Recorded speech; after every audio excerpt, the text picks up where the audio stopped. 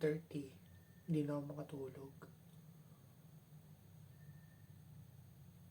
So iniisip ko na lang kung ano yung gustong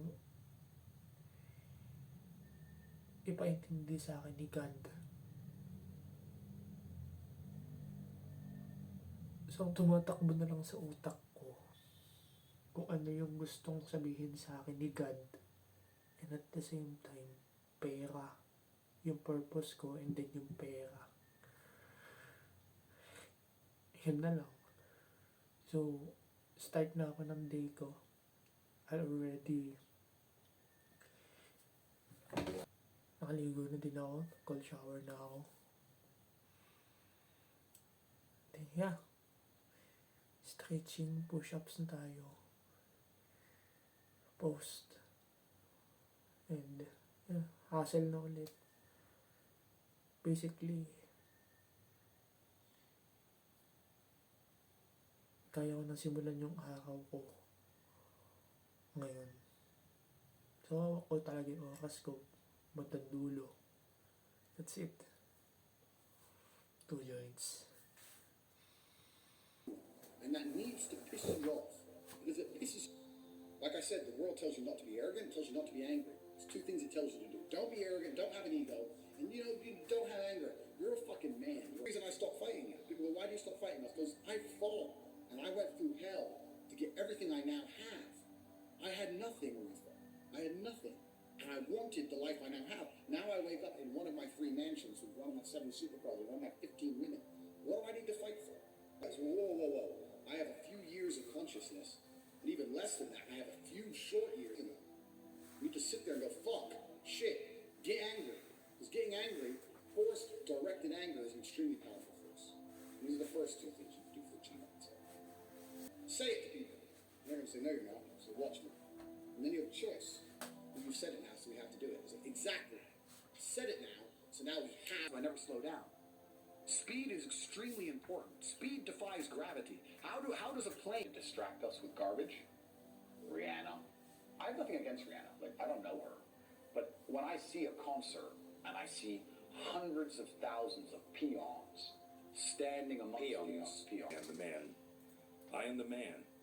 There's no one on this planet who can do. I couldn't do if I put my mind to it. There's another thing that a lot of people make a mistake with when I talk to them. Like, I have to go to work today.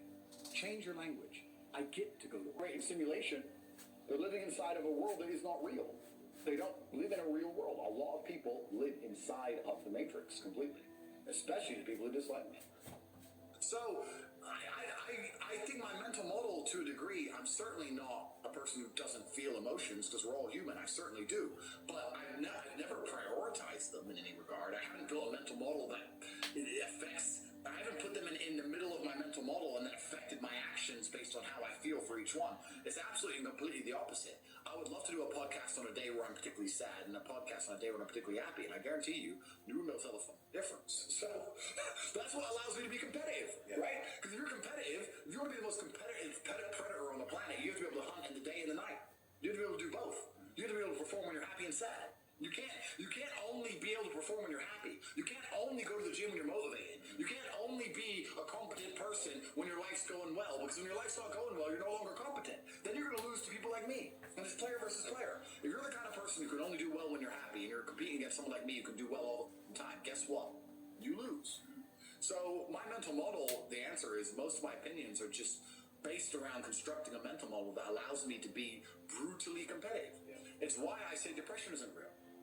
I've argued this point endlessly, and I try and explain to people, but they're not smart enough to understand that I don't care if I'm wrong. I don't care. I am more competitive as an individual if I don't believe I can become depressed. So I don't give a fuck if I'm right or wrong, because that will reduce my competitiveness as an individual. So I don't give a fuck if I'm wrong. I don't believe in it. That's it.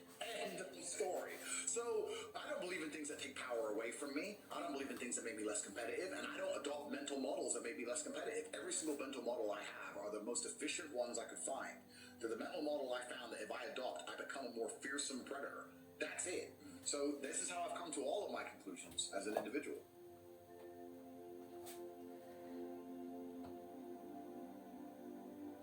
If you take a man and give him a life shielded from problems that he never has any to face, I guarantee you he's terrible at being a man. The best men in the world have gone through it. That's why women love scars, because it didn't kill you. That's the whole point of it, right? So the best thing you can do as a man. Manibela Nardi, dumidiskarte kaya wala sa party. Hustle hard kahit wala akong gana. Sa magulang walang nakuhang mana. Since birth, kakaiba na baby. Genius pala kala mo ay crazy. Bitches na babaliw, na in love and shit. Ayaw bumitaw, laging nakadikit. Pin problems, aking problema. Mga Pinay ko sweet parang yema. At yung tema, Bonnie and Clyde. Windows down and enjoy ang Wala sa ride. SO, wala ENTO. Daming kamas, pero di na zero.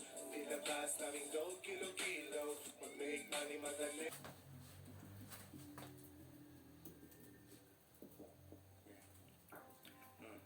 Mula sa SO. So, ganun pa rin still. Nag-start na yung araw ko. And, yeah, nagampanan ko na makapaghatid. Hatid ko na sila, yung mga kasama ko, sila Kuya Rene and Kuya Anton. And, natanggalan na ako kanina ng kadena. So, easy lang siya. Napaka-easy. Siyempre, napaka-swabe. And back to reality, to our routine. Pagkakuha ko ng semento, hatid, then next, linis na tayo ng shits and other crops dito sa stable ng aking mga hose. Pero tabla muna, bumabayo ang pizza kahit alauna ng umaga. Parang mafia.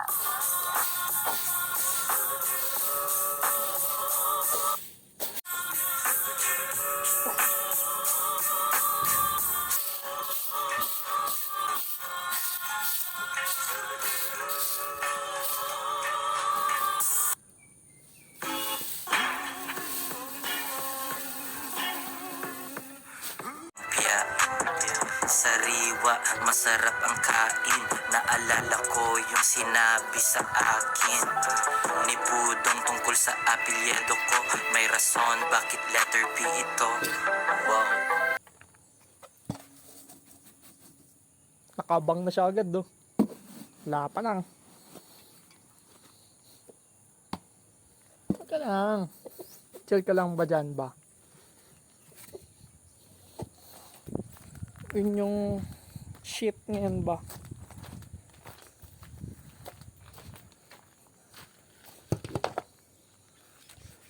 So, ang kailangan lang natin ay darak. And then, easy as fuck. Tubig. Turns out, ay na, inaabol na niya yung pera. Nakadating yung pera. Nagluluto pa lang tayo. Naglalakad yung pera.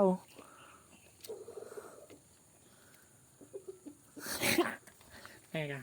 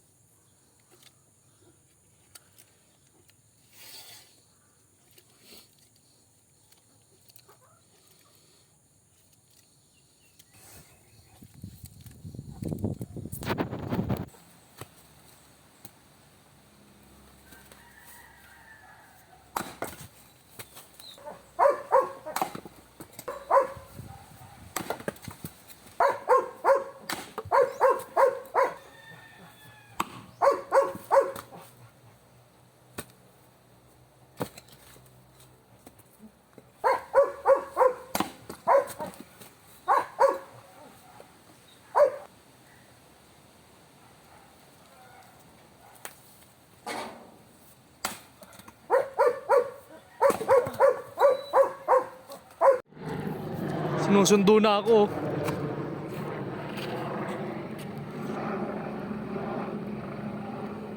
Lumagpas naman siya. Kala ko susunduin na ako eh. Kala ko susunduin na ako eh. Mali pala yun. Wrong number pala.